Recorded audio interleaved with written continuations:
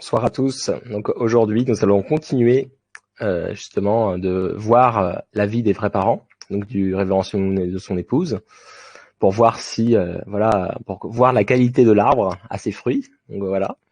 Donc aujourd'hui, on va voir le développement des cérémonies de bénédiction en mariage, suivi justement de comment les vrais parents ont œuvré pour établir la paix, en fait, un royaume de paix. Voilà, donc le royaume de Dieu, en fait. Donc, on va commencer tout de suite avec les cérémonies de bénédiction en mariage. Donc, enseignement des vrais parents. Par conséquent, toutes les personnes possédant le lignage déchu doivent changer leur lignage et naître de nouveau sans exception. C'est la seule façon pour nous d'être restaurés dans le lignage originel que Dieu nous a transmis au moment de la création.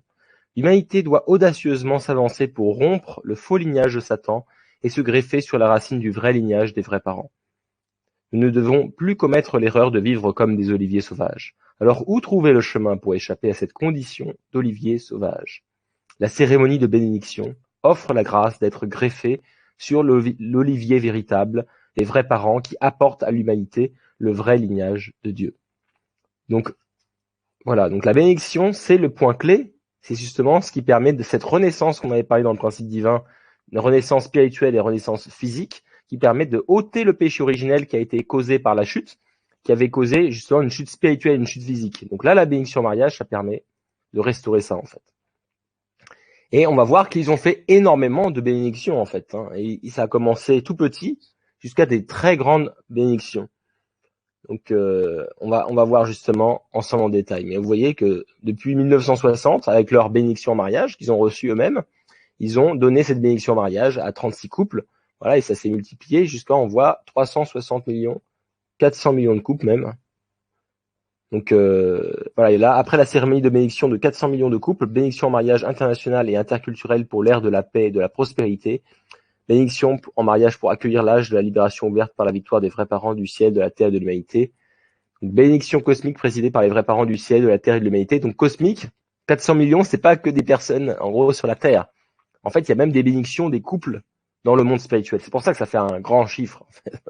Il n'y a pas eu 400 millions sur la terre encore. Donc il y a eu beaucoup de couples sur la terre, mais pas 400 millions. Donc, histoire des cérémonies de bénédiction en mariage. Donc, les bénédictions en mariage, la cérémonie en elle-même, je l'expliquerai dans les solutions. Donc, c'est la prochaine conférence que je ferai, où j'expliquerai, en gros, plus précisément, les étapes dans cette bénédiction en mariage. Comment ça se passe, comment ça se déroule. Là, ce qu'il faut savoir, que bénédiction en mariage, c'est pour ôter ce péché originel. Donc, c'est la deuxième mission des vrais parents, qui est celle d'apporter le salut à l'humanité. Voilà. Donc, pourquoi Jésus a dit qu'il reviendrait. Donc ils ont commencé, comme on l'avait vu dans les précédentes conférences, 36 couples, qui étaient pour faire une bénédiction au niveau familial, pour restaurer côté des familles, la famille d'Adam. Et après, il y avait fondé un fondement pour la bénédiction. Donc ils ont continué 72, 124, jusqu'à 430 couples. Donc en fait, ce sont des cérémonies de mariage joints. Donc c'est plusieurs couples qui sont réunis ensemble, qui reçoivent la bénédiction en mariage en même temps. Donc on va voir ensemble un peu la signification de cela. Pourquoi cela en fait? Donc, il y a une bénédiction après de niveau international. Donc, 777, puis 1800 couples, 6000 couples, 6500 couples. Donc, ça, c'est pas des couples du monde spirituel, hein. Ce sont des couples sur la terre ferme, voilà, dans notre monde physique. Donc là, on voit, voilà, tous les couples ici, noir, blanc, chaque fois en noir, c'est l'homme, et là, en blanc, c'est la femme. Et vous voyez que c'est bien rempli à chaque fois, hein. Donc, il y a 6000, 6500 couples. Donc mes parents ont reçu cette bénédiction en mariage dans ces débuts-là, en fait. Hein. Voilà, donc bénédiction de niveau mondial après, donc 30 000 couples, cérémonie internationale de mariage joint, 360 000 et 40 millions de couples.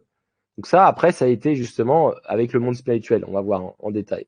Et vous voyez, c'est des stades entiers. Ça, c'est les personnes physiques. Hein. C'est les couples qui ont été justement inspirés par Dieu de recevoir cette bénédiction de mariage. Ils ont compris la signification, le sens profond de cette bénédiction. Donc, bénédiction de niveau universel. Donc là, c'est dans le sens que c'est les 360 millions, 400 millions. C'est quand on dit cosmique, en fait, cosmos, c'est la sphère physique et la sphère spirituelle. Donc, c'est les deux ensemble, en fait. Hein. Donc, cérémonie de bénédiction interculturelle et cosmique. Donc on voit que c'est allé jusqu'à très loin en fait. Donc ce qui est intéressant, c'est que les vrais parents, c'est pas juste sauver les gens sur la terre, c'est sauver toute l'humanité, donc toute celle aussi qui est partie déjà dans le monde spirituel. Donc pour moi, c'est aussi quelque chose, moi, qui me donne justement, qui me conforte justement l'idée que ce sont vraiment les vrais parents. C'est pas juste, on voit la solution, ils veulent sauver tout le monde. Ils ont des solutions pour même les gens qui sont déjà partis dans le monde spirituel. Donc développement multidirectionnel de la bénédiction. Donc il y avait aussi une bénédiction pour les membres de la deuxième génération du clergé et des esprits. Donc c'est quoi deuxième génération? En fait, le sens de deuxième génération, c'est que les vrais parents, justement, c'est le premier couple, voilà, qui ont reçu le lignage finalement de Dieu, parce qu'ils sont nés sans péché originel. Et après, par leur bénédiction en mariage, quand ils ont béni par exemple ces 36 couples, donc à tous les couples qu'on a vus là, ben, en fait, ça, ce sont une première génération. C'est-à-dire que leurs parents physiques, ils n'étaient pas dans le lignage céleste. C'était le lignage qui était hérité de Satan depuis les premiers ancêtres, voilà, Adam et Ève. Donc c'est les premiers, en fait, à avoir eu cette renaissance, en fait, des vrais parents. Voilà. Et la deuxième génération, c'est les enfants de cette première génération, en fait. Donc moi, par exemple, typiquement, moi, je suis une deuxième génération parce que mes parents ont reçu cette bénédiction et après, je suis né de leur union, voilà, et donc je suis né directement dans le lignage céleste de Dieu, en fait. Voilà. Donc ça, c'est le sens de deuxième génération. Et après, moi, mes enfants, bah, c'est les troisième génération, etc. Voilà. Donc, mais après, il n'y a pas de différence. On est tous dans le lignage de Dieu. Rassurez-vous. Ensuite, voilà, le clergé. Donc là, en fait, à partir de maintenant, on pouvait bénir même voilà, les prêtres, ils pouvaient garder leur religion. Il n'y avait plus besoin de changer de religion. Il n'y a pas besoin de. En fait, les conditions ont changé, ont évolué. Au début, les premières bénédictions, il y avait des grosses conditions en fait d'indemnité parce que c'est tellement une grâce énorme et que Satan n'acceptait pas en gros que les êtres humains reçoivent en gros une grâce si importante. Donc par exemple, au début, il fallait faire 7 ans. 7 ans, les premiers membres ont dû travailler 7 ans pour la providence, c'est-à-dire pour pouvoir aider les vrais parents à répandre cette nouvelle vérité, à apporter la bénédiction aux gens, etc., à organiser des événements. 7 ans, vous voyez, et donc les gens ont accepté de travailler 7 ans. Ils ont abandonné peut-être leur travail, ils sont partis suivre les vrais parents. Donc mes parents, c'est ce qu'ils ont fait, par exemple. Donc vous voyez que 7 ans, c'est énorme, c'est un grand sacrifice. Donc on voit par exemple les apôtres à l'époque de Jésus, c'est pareil, ils ont tout laissé. Jésus, il a dit, bah venez avec moi, en fait. Ils ont tout laissé, ils sont partis suivre Jésus. Donc en gros, c'est des personnes, quand on dit des personnes préparées, c'est des personnes qui étaient complètement dévoués au ciel et qui étaient vraiment centrés sur Dieu. Et pourquoi ils ont pu réussir à faire un tel sacrifice? C'est parce que c'était clair pour eux que c'était les vrais parents, que c'était le Messie en fait. Sinon, ils n'auraient jamais fait un tel sacrifice. C'est quand même quelque chose d'énorme en fait. Donc là, il y avait 7 ans. Mais moi, par exemple, quand j'ai reçu ma bénédiction, et même tous les autres gens aujourd'hui pourront recevoir la bénédiction, il n'y a plus du tout à faire ça. Là, il n'y a plus rien. En gros, il y a juste, on va voir demain qu'est-ce qu'il y a à faire, mais il n'y a rien du tout. Il y a plus besoin de travailler, suivre les vrais parents, etc. Et maintenant, justement, là, on donne maintenant les gens, on peut, par exemple, les prêtres, les imams, on peut leur donner cette bénédiction en mariage. Ils peuvent la recevoir. Ils ont juste à dire oui, je le veux bien recevoir. Non, il n'y a plus cette condition à payer. On verra ce qu'il y a à faire. Donc il y a une petite condition, et qui est très minime en fait, qui est en gros de 40 jours d'abstinence sexuelle, on va voir, et j'expliquerai demain pourquoi en fait, parce que justement la chute a été causée par un acte sexuel, et donc le but justement c'est de repartir sur de bonnes bases, et donc on fait 40 jours pour prouver à Dieu que voilà, il peut avoir confiance en nous. Voilà, donc ça j'expliquerai en détail demain. Mais pour vous dire qu'il n'y a rien comparé aux 7 ans que les premiers membres devaient faire. Vous voyez ce que je veux dire? Moi, à mon époque, par exemple, il fallait faire quand même 7 jours de jeûne, par exemple. Donc, il y avait et ça, maintenant, on ne demande plus ça, en fait. Il n'y a plus ça. Vous voyez, donc ça évolue. Et pourquoi ça évolue? Parce qu'il y a le mérite de l'âge. Il y a le mérite de l'âge, et donc maintenant, il y a beaucoup moins de conditions d'indemnité à payer, en fait. Et donc, voilà, les esprits aussi, donc le monde spirituel aussi peuvent recevoir cette bénédiction. On l'expliquera aussi la prochaine fois. Voilà. Donc il y a bénédiction sainte des dirigeants religieux du monde entier, voilà. Donc il y a voilà des pasteurs, bénédiction des dirigeants religieux africains, voilà. Donc par exemple moi j'ai mon beau-père qui est lui il est au Bénin Et il donne ces bénédictions, justement, il enseigne, et mon père aussi, ils étaient allés par exemple au Bénin, ils ont fait des séminaires pour enseigner les principes divins aux pasteurs, imams, ils étaient tous regroupés en fait. Les villages regroupaient tous les pasteurs, tous les chefs religieux, les différentes congrégations. Ils recevaient justement l'enseignement des principes divins et ils étaient après, c'est des personnes par exemple qui ne pouvaient pas vivre. En fait, il est dit, j'avais jamais rencontré un pasteur. Par exemple, un imam disait ça et pasteur inversement. Mais après, ils s'étaient unis en fait après avoir reçu l'enseignement des principes divins.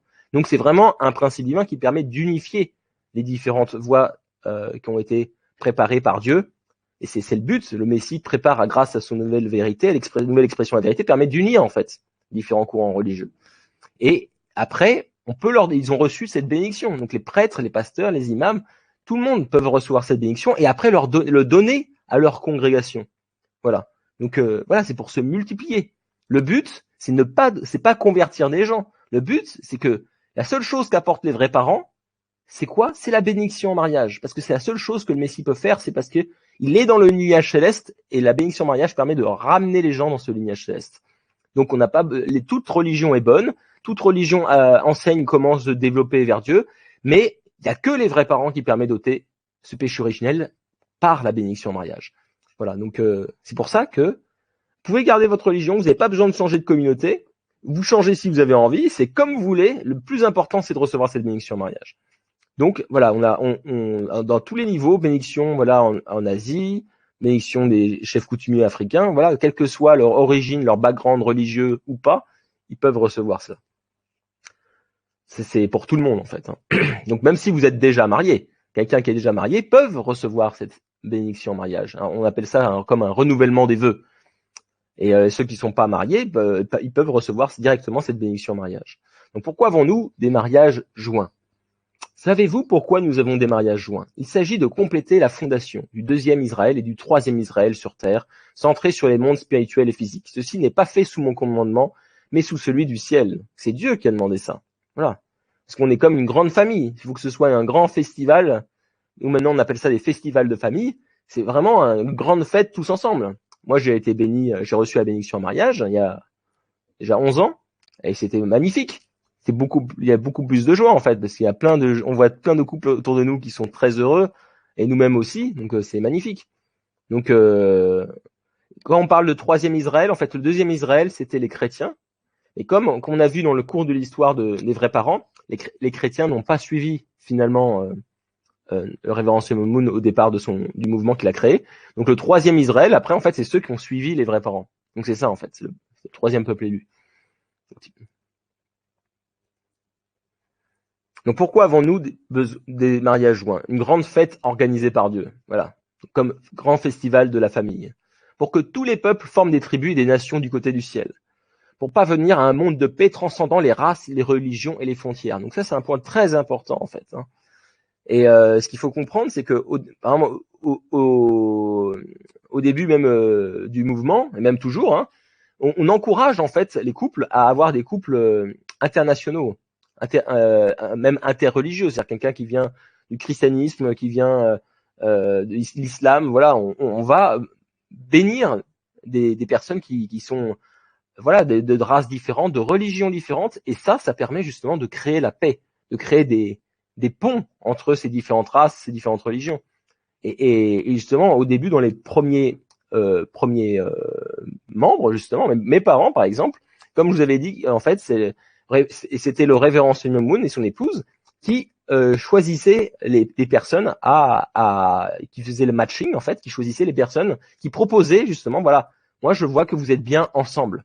Et comme je vous avais dit, dans son enfance, il avait déjà des dons, en fait. Hein. À l'âge de 8 ans, il voyait les bons couples qui pouvaient être ensemble. Et ça, c'est parce que c'est un don qui était donné par Dieu. Et parce que qu'est-ce qu'il voit en fait le révérend Solomon? Quand on se marie, c'est pas juste c'est pas juste pour soi-même en fait, hein. D'accord? C'est pour le bien de son épouse, c'est pour le bien de l'humanité, c'est pour le bien de Dieu, c'est pour pouvoir établir aussi un monde de paix. Donc c'est bien quand on dit c'est bien plus qu'un mariage, une bénédiction, c'est parce que c'est aussi pour un but de paix. Et par exemple, des fois, ce qu'il faisait, c'est que lui, il voit le lignage en fait, il voit les ancêtres. Et donc la bénédiction pouvait se faire entre deux personnes qui, dans leurs ancêtres, pouvaient être ennemies, par exemple. Et le fait de bénir ensemble deux personnes où les ancêtres étaient ennemis, ça permet voilà de pouvoir unir et de pouvoir faire une réconciliation en fait, parce qu'après quand ce couple ont des enfants, ils sont obligés finalement les ancêtres de s'unir en fait, hein, parce que ils ont leurs enfants qui sont c'est la même descendance en fait. Donc c'est des solutions justement pour pouvoir accélérer en fait ce monde de paix. Voilà. Donc un mouvement pour une vraie famille qui promeut la pratique de l'amour vrai entre les peuples. Voilà, donc l'amour altruiste entre les peuples. Donc voilà, on est tous une seule famille. Il n'y a pas de différence entre les différentes religions. C'est-à-dire le fait qu'on pense différemment, le fait qu'on ressemble, qu'on est différent en termes de couleur de peau, etc. Bah, heureusement, heureusement, parce que sinon, si on était tous pareils, si tout le monde était comme moi, mais ce serait super ennuyeux pour moi. C'est la richesse, c'est nos différences. C'est-à-dire même quand on fait une discussion, par exemple sur le principe divin, j'ai quelqu'un, par exemple, qui est aussi qui connaît le principe divin. S'il pense tout comme moi, c'est pas drôle. C'est-à-dire c'est bien que justement il a des compréhensions différentes parce que c'est grâce à ces compréhensions différentes que peut-être que je vais apprendre des nouvelles choses. Si les autres pensent tous comme moi, je vais rien apprendre. Voilà. Donc le fait le fait qu'on parle de mouvement d'unification, c'est pas dire qu'on va tous croire la même chose. Même s'il y a une expression de la vérité et la vérité est unique. Par exemple, le principe divin, il explique beaucoup de choses, mais pas tout est expliqué tout en détail. Il y a une recherche soi-même à faire, voilà, de compréhension. Et c'est pas parce que là, par exemple, je vous ai expliqué ma compréhension, c'est pas grave si j'ai pas la même que la vôtre. Et justement, c'est enrichissant de partager et pour pouvoir qu'on se développe et qu'on affine notre compréhension du principe en fait. Hein. Voilà, et des lois célestes, etc. Donc il y a le truc, c'est qu'il faut se respecter les uns les autres, respecter cette différence et justement être remerciant de cette différence parce que grâce à cette différence, on peut apprendre de son prochain. Voilà, donc c'est ça en fait, hein, pour pouvoir avoir un monde de paix, la clé. Voilà, c'est le respect des différences des autres et justement, au contraire, essayer d'apprendre des différences des autres avec les autres. Voilà, donc une seule famille unie à Dieu, c'est voilà, on est toutes les religions, voilà, voilà, on a un seul Dieu unique, donc nous sommes tous, c'est le Créateur, donc on est tous en gros ses enfants. Donc on est une seule famille unie à Dieu et ça sert à ça aussi, ces bénédictions en mariage. Voilà, ça crée cette unité entre les différentes religions, les différentes races, voilà, briser les frontières, les barrières. Donc là, j'ai fini sur la partie bénédiction mariage, et c'est quelque chose en fait que les vrais parents, c'est presque si vous deviez faire une chose, en gros, à faire une chose après toutes ces conférences que je vous donne, c'est de recevoir la bénédiction mariage. Voilà, c'est la seule chose qui est la plus importante que vos religions, quel que soit votre background, quelle que soit votre congrégation à laquelle vous appartenez, c'est quelque chose que vous ne pourrez pas recevoir de votre religion, c'est que les vrais parents. Donc après, ça vous empêche pas de continuer, vous recevez cette bénédiction et après vous restez dans votre église, vous vous développez grâce à la parole de Dieu qui est toujours aussi bonne. Voilà, moi je sais juste que les paroles des vrais parents, c'est une parole qui est encore plus élevée parce que voilà, ce sont les vrais parents de l'humanité et donc ça élève plus facilement pour moi l'atmosphère. Mais ça marche aussi avec les autres textes sacrés, c'est la parole de Dieu. La chose la plus importante, c'est la bénédiction mariage que vous ne pourrez pas avoir ailleurs. Voilà, donc ça c'est vraiment, si vous voulez faire une seule chose, c'est cette bénédiction en mariage. Donc, et même si vous pouvez dire ah je sais pas trop si c'est vrai, etc. Bah, ça coûte quoi? Vous allez voir que ça coûte rien. Donc, je vous encourage fortement à cette bénédiction. Donc maintenant, voilà, donc la bénédiction en mariage, c'est vraiment le point clé que les vrais parents ont tout le temps insisté et qui est vraiment le plus précieux parce que c'est pour revenir dans le lignage de Dieu. C'est ce que Dieu a souhaité. S'il a apporté, on a vu dans toute l'histoire de la providence de Dieu, depuis la chute, c'était le but, ramener, avoir le Messie pour pouvoir refaire son fondement de 4 positions, centré sur lui, pour que ça recrée une famille avec son lignage. Donc le but de la bénédiction, c'est de nous ramener dans son lignage pour donner de la joie à Dieu. Dieu, il souhaite se retrouver avec ses vrais enfants, pas des enfants qui appartiennent à Satan à moitié. Il veut nous prendre et qu'on soit complètement de son côté, qu'on n'ait plus de lien en fait avec Satan pour qu'on n'ait plus de nature déchue, qu'on n'ait qu'une nature divine. Voilà. Donc maintenant, on va voir l'harmonie. Voilà, on va voir justement comment les vrais parents. Donc la troisième mission. Voilà, on a vu la deuxième, c'était apporter le salut à l'humanité grâce aux bénédictions en mariage. Donc ils ont fait autant pour les gens sur la terre que dans le monde spirituel, qu'on détaillera justement demain. Donc la libération, bénédiction des ancêtres, par exemple. Voilà. Donc là, ça va être comment les vrais parents ont œuvré pour la paix. Voilà. Et on va voir qu'ils ont fait beaucoup de choses. Et on va commencer par, justement, qu'est-ce qu'ils ont fait dans le domaine de l'interreligieux, de l'harmonie religieuse. Donc, parole des vrais parents. Les dirigeants religieux sont des prophètes qui devraient proclamer la volonté de Dieu sur la terre et guider l'humanité dans la direction qu'elle doit suivre. Cependant, les conflits et les luttes intestines qui se poursuivent entre les confessions religieuses les discréditent complètement. Ces conflits sont des obstacles majeurs qui bloquent la providence de Dieu. C'est pourquoi j'ai investi depuis des décennies plus de la moitié du budget de l'Église de l'unification dans des efforts interconfessionnels et interreligieux pour résoudre les conflits entre religions. Voilà, donc on voit que c'est vraiment un point clé. Et moi, ça par exemple, j'ai plusieurs amis. Qu'est-ce qu'ils me disaient, par exemple, quand on parlait de ce sujet? Ils disaient, mais moi je crois pas en Dieu, parce que regarde, tu vois par exemple les gens qui croient en Dieu, voilà, ils sont en train de se taper dessus. En gros, ça crée des guerres en fait. Hein. Voilà. En gros, ceux qui croient en Dieu, il y a des conflits, voilà, un peu interreligieux, voilà. Bah, en gros, comme ils sont pas unis, voilà, moi je crois pas en Dieu. Voilà. Beaucoup de gens m'ont dit ça. Hein. Donc vous imaginez. Donc c'est complètement discrédité parce qu'ils disent, mais et moi j'étais obligé de leur dire, ouais, mais vous savez que normalement les religions, ils prônent la paix et toutes les religions prônent la paix intérieure, puis la paix dans le monde. Mais en gros, ils ne l'appliquent pas. Ils n'arrivent pas à s'entendre en fait, parce que chacun croit avoir raison en fait et que l'autre a tort. Et c'est faux. Tout le monde a raison. Et pourquoi Dieu a donné tellement d'inspiration aux gens? Ils disent en gros, l'inspiration de Dieu, c'est comme à tous les gens qui font la volonté de Dieu, c'est ouais, t'es le meilleur, voilà, parce que Dieu est content que ses enfants fassent sa volonté. Mais quand on dit t'es le meilleur, ça veut pas dire, c'était dans le sens pour les rendre enthousiastes de continuer, etc. Mais ça veut pas dire que les autres ils sont mauvais. Ok. Toutes les religions sont bonnes, toutes les religions ont été inspirées par Dieu. Voilà. Donc il faut s'unir et justement apprendre de nos différences. Comme les aveugles, voilà, qui touchaient, chacun voit une partie différente de Dieu et on a à apprendre de son prochain. Voilà. Donc, de plus, j'ai fondé la Fédération interreligieuse pour la paix mondiale afin d'instaurer la paix pour l'humanité par la réconciliation et l'unité entre les religions. Toute l'humanité, transcendant les races et les confessions religieuses, a besoin de comprendre la providence de Dieu, qui est de réaliser sur terre l'idéal de la création. Finalement, nous avons besoin d'être en accord avec le cœur de Dieu. Donc voilà, donc la religion, c'est quoi son rôle? Donc c'est un chemin qui nous ramène à Dieu, voilà, qui nous permet de nous reconnecter à Dieu, comme j'avais dit dans la vidéo d'introduction. Une usine de réparation pour les êtres humains déchus.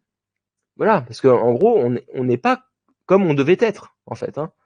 Voilà, il y a eu, à cause de la chute, on a commencé à dysfonctionner finalement, hein, ne plus être en accord avec les principes de la création. On a des attitudes, des comportements hors principe en fait. Donc on a besoin d'être réparé.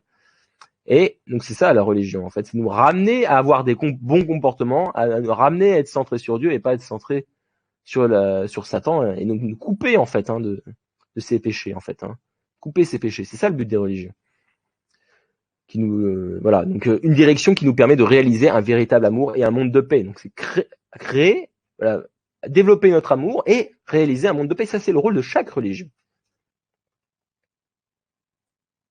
Donc étape pour l'harmonie religieuse des vrais parents. Donc c'était au début, comme on avait dit le plan de Dieu, c'était harmonie au sein des dénominations chrétiennes, voilà, parce que les vrais parents ont hérité justement du christianisme, parce que c'est Jésus qui est venu voir Redemption Moon, qui a continué, qui a travaillé, œuvré avec Redemption Moon. Donc un truc qui est intéressant aussi à savoir, pour moi qui peut vous toucher, c'est que beaucoup de gens peuvent dire mais Jésus il est toujours parvenu. Et si, il est revenu. Il est revenu, il a respecté sa parole, il est revenu à travers Révérence Moon. Donc sa promesse a été tenue, il est revenu. Et depuis qu'il était parti dans le monde spirituel, il a continué à œuvrer dans le monde spirituel. Et là, il a travaillé sur la terre à travers le Révérence Moon aussi, en tant qu'esprit. Voilà, il a aidé à accomplir sa mission, pour accomplir sa propre mission, qui était de œuvrer en tant que vrai parent normalement de l'humanité, en tant que vrai père aussi. Donc l'harmonie entre l'unificationnisme et le christianisme. Donc l'unificationnisme, c'est le mouvement lancé par les vrais parents, et le christianisme, et union et paix entre les religions, entre toutes les religions. Donc c'est ça en fait un peu le but, hein, les étapes. Donc voilà, donc dès 1960, voilà, le cours des vrais parents qui ont commencé, ils ont commencé à faire des activités supra-confessionnelles, donc des réunions entre les différentes confessions, voilà, mélanger, voilà, les confessions. Ils ont fait en 1970 des associations religieuses, différentes associations. En 90, des activités de paix supra-religieuses et supranationales. Donc voilà, création d'organisations religieuses. Et donc ils ont créé beaucoup d'associations. Ce sont ces associations qui ont été lancées par les vrais parents.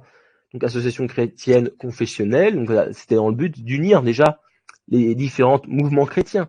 Donc association conjointe des religions en Corée, unir les différentes religions en Corée. Voilà, donc ça, vous voyez, Institut de nouvelles recherches œcuméniques, Association coréenne des femmes religieuses. Donc voilà, c'était le but de rassembler des gens de différentes religions ensemble pour voir que justement on est pareil, on a le même cœur, on a le même but, on a la même but et on a la même volonté de faire plaisir à Dieu, de lui donner du bonheur. Donc on n'a pas de raison, en gros, de se séparer et de se voir comme ah, il est étrange celui-là. Voilà. Par exemple, beaucoup de gens peuvent se dire des fois ils ont comme des fois il y a un peu des genres de dogmes dans les religions. Ils ont des procédures un petit peu pour pouvoir faire leurs cérémonies, etc.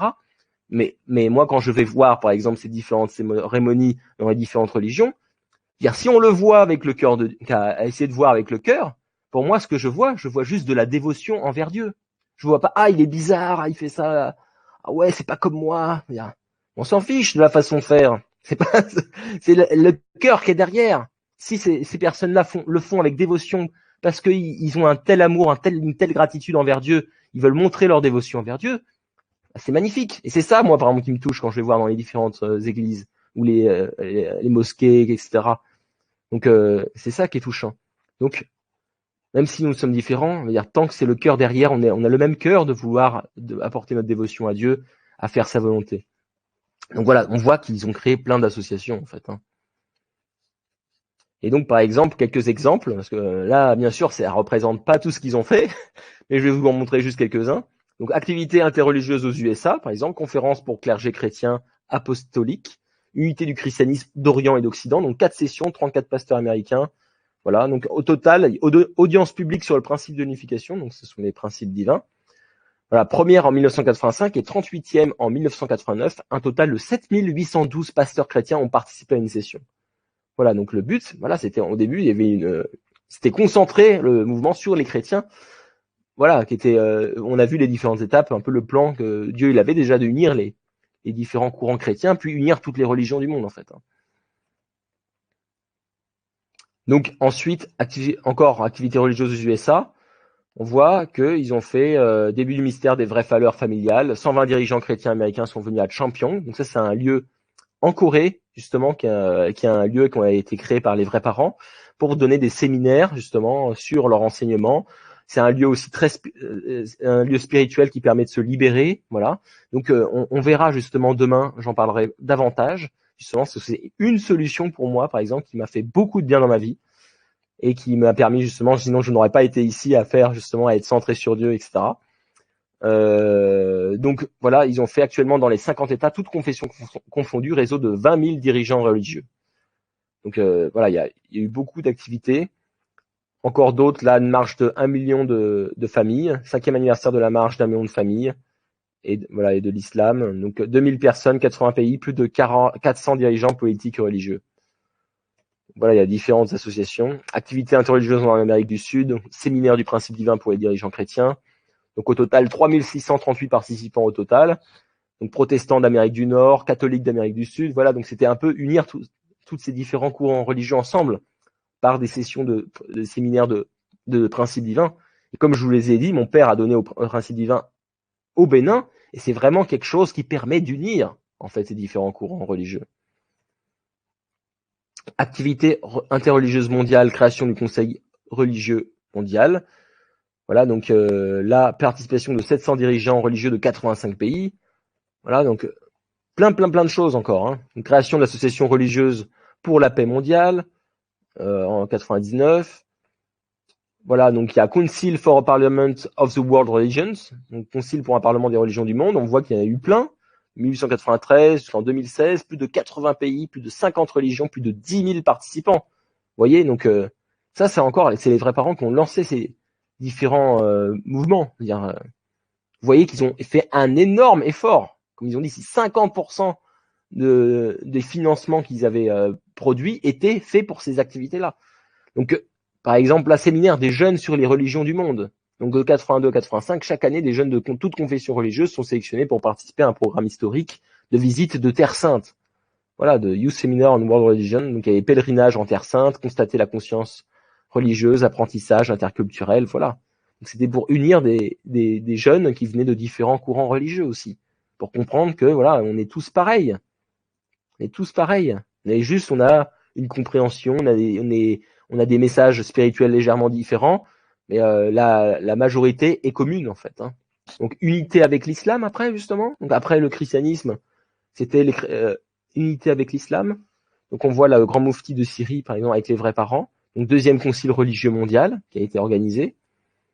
Donc là après ils ont continué séminaire de 40 jours pour les dirigeants musulmans.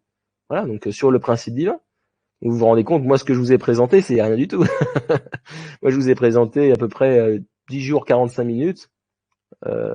Voilà, eux c'est pendant 40 jours complet. Donc il y a beaucoup de choses à dire, vous voyez. Donc je vous encourage à étudier davantage le principe divin. 80 dirigeants religieux musulmans de Syrie et du Yémen assistent au séminaire sur le principe divin. Voilà. Donc le Dalai Lama, pareil, se rencontrer, parler, échanger mutuellement, rentrer. Donc il y a eu des rencontres avec le Dalai Lama aussi. Donc marche pour la paix de Jérusalem, voilà, ça c'est quelque chose c'est le MEPI qui était organisé. Donc pour une paix interreligieuse au niveau mondial, c'est un très beau mouvement ça, qui permettait de créer l'unité. Donc après, quelque chose qui est très intéressant que Révérend Moon et son épouse ont initié, c'est justement les vrais parents ont voulu montrer que toutes les religions, finalement, ils ont le même message. Donc, ils ont demandé, en fait, à plusieurs courants religieux, les principaux, à plusieurs représentants de ces différentes religions, des pasteurs, etc., des imams, de venir se réunir pour rédiger un livre qui s'appelle World Scripture, ce sont un rassemblement des différentes écritures saintes du monde entier qui sont sur différents sujets. Donc par exemple sur la famille, sur la paix, sur le problème de la chute par exemple, sur différents sujets comme ça, il y a des citations de chaque courant religieux. Voilà, donc ça c'est le premier livre World Scripture.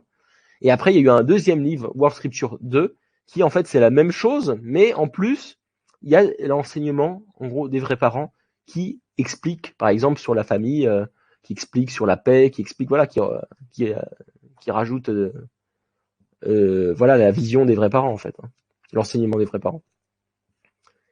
Et en gros, dans ce livre World Scripture, je sais plus, c'était 70-80% de choses qui étaient communes, en fait, hein. Et moi, ça m'est déjà arrivé où j'ai eu un pamphlet, par exemple, d'une autre religion qui m'ont donné, par exemple, où j'ai lu tous les points, par exemple, et j'avais voulu tester un peu, par exemple. Donc, il m'avait donné un livret de peut-être 90 pages.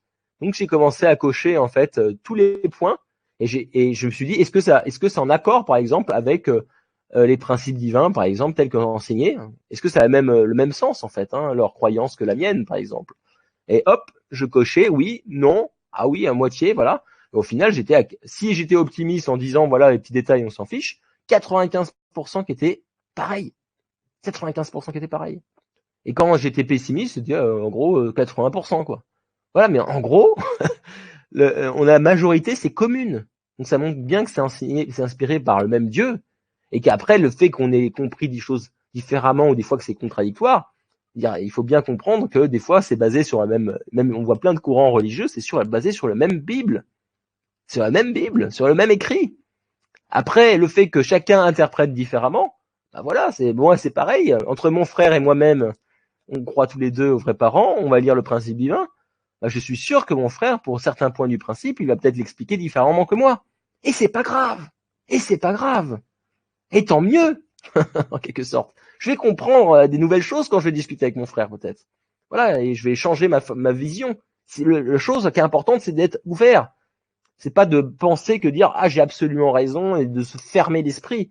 Et au contraire, c'est de se remettre en cause, de dire voilà, ce qui est vrai, voilà, ok, c'est les écritures sacrées, voilà, ça a été inspiré par Dieu, voilà, c'est quelque chose de clair. Mais après, le fait que nous, ce qu'on lit, bah, on va interpréter différemment. Ok, il y a peut-être des mouvements religieux qui se sont, voilà, le grand schisme, voilà, il y a plusieurs groupes religieux qui sont séparés. Mais le problème, pour moi, c'est pas tellement le fait de croire des choses différentes. Le problème, c'est de ne pas avoir respecté, de ne pas avoir vécu ensemble, de ne pas vivre ensemble pour. C'est ça le problème. C'est le fait qu'ils se tapent dessus et de dire ah bah non, c'est moi qui ai raison, c'est l'autre qui a tort. C'est ça le problème. C'est pas tellement le fait de penser différemment. C'est le fait de pas respecter la pensée de l'autre, en fait. De pas respecter le fait que les autres, ok, ils n'ont pas pensé, ils n'ont pas compris la même chose que moi sur ce passage de la Bible. Et alors, et alors, c'est pas grave. Voilà, il faut respecter le point de vue des autres. Donc, on a à apprendre justement de l'autre. Et donc, c'est pour ça qu'il faut laisser son esprit ouvert, accepter et réfléchir. Voilà, prier, prier, prier, réfléchir, réfléchir. Voilà, et après, notre propre pensée va évoluer. Peut-être que moi, par exemple, il y a certains points, hein. Par exemple, moi, du principe, je comprenais d'une certaine façon, peut-être il y a 2 ans, et maintenant, je le comprends différemment. Ah, mais je vais pas être d'accord avec moi-même. C'est pas grave. Et c'est pareil avec entre deux personnes, c'est parce qu'on a tous un cheminement spirituel qui est plus ou moins long. Voilà, donc en gros, World Scripture, ça montre très bien que la majorité, on pense la même chose en fait. Hein. Voilà, que les textes sacrés disent la même chose, tout simplement. Et après, il y a des choses que les textes sacrés disent en plus que l'autre. Voilà. Et c'est juste parce que, comme les aveugles, ils ont touché une partie, en gros, cette religion, que l'autre aveugle n'avait pas touché. Voilà, tout simplement. C'est pas forcément contradictoire. Et justement, le principe divin, il y a plein d'aspects qui permettent de voir que tout ça, c'est pas contradictoire, en fait. Voilà, ils ont juste compris des aspects qui sont révélés par le principe divin. Donc, voilà. Donc là, j'ai terminé pour la partie interreligieuse. Donc, vous voyez qu'ils ont fait énormément de choses juste pour pouvoir apporter la paix entre religions qui est si importante. Donc, je vous encourage vraiment fortement à essayer d'avoir l'esprit ouvert, de vous unir avec les différentes religions, avec les différentes personnes qui croient dans les différentes religions, ou même les athées, il y a n'importe qui. Voilà, il faut respecter le point de vue des autres. On voit que Dieu, il le respecte. Il respecte le libre arbitre. Nous aussi. Nous aussi. C'est le principe. Voilà. Donc, respectons le libre arbitre. Respectons le point de vue des autres, même s'il est différent du nôtre. Voilà. Et comme ça, si vous le respectez et que vous avez le cœur ouvert, vous pouvez même apprendre de ces différences et de vous développer et grandir. Voilà.